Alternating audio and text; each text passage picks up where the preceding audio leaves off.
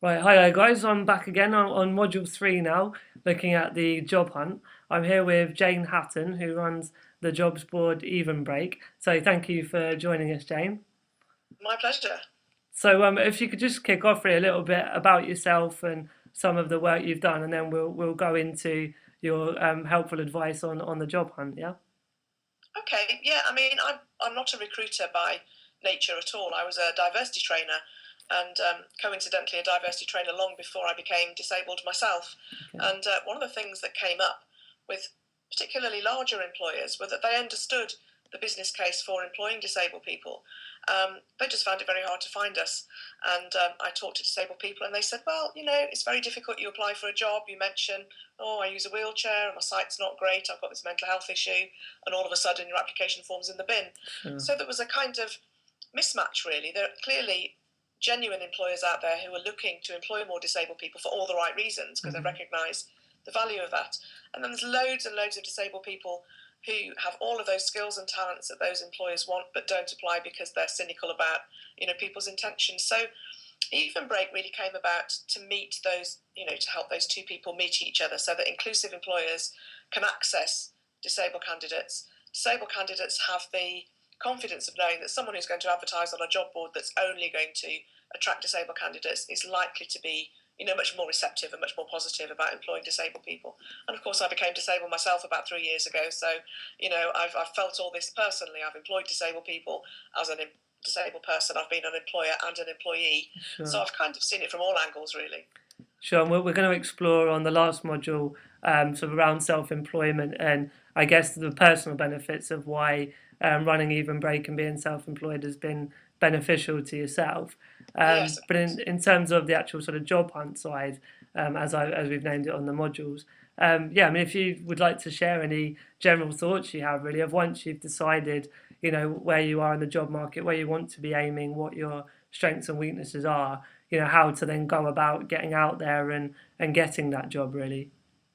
Yeah, I think there's lots and lots of routes, and I think the more routes we use, the better, rather than just thinking of one or two. The obvious one is the Job Centre Plus, and they have disability equality advisors, of course, who will help people. Well, some will help people. It tends to be a bit patchy, but they are there to help disabled people find jobs. Yeah. But I think if we restrict ourselves to just going to the job centre, we're sort of missing out on lots of opportunities. And there are job boards out there. Even Break is one of them, but there are lots of others. And if we register on some of those specialist job boards, it may be that we come across employers who are looking for the skills that we've actually got to offer. But I think we need to be proactive. It's about networking. It's about talking to people. It's about making sure everybody we know is looking for a job, that we're looking for a job and what that job is so they can look out, for those opportunities. And it's about being a bit proactive. If there's a company that you really want to work for and they haven't got any jobs that are being advertised, talk to them. These are the skills I've got. Do you have any jobs coming up that might be good for me? Yeah. I think it's about spreading the net, as far as we can, looking in the papers, looking in the specialist journals, Disability Now, advertised jobs, but don't miss out on the mainstream ones as well. Sure. And just looking everywhere you can, making sure everybody knows specifically what you're looking for, and then if they've got any opportunities, they'll know to come to you. And as I say, job boards are great, but don't restrict yourself just to one or another route. Use as many as you possibly can. Brilliant. There's a wealth of resources there, which I'll share all of those links on the resource links as well later. Right.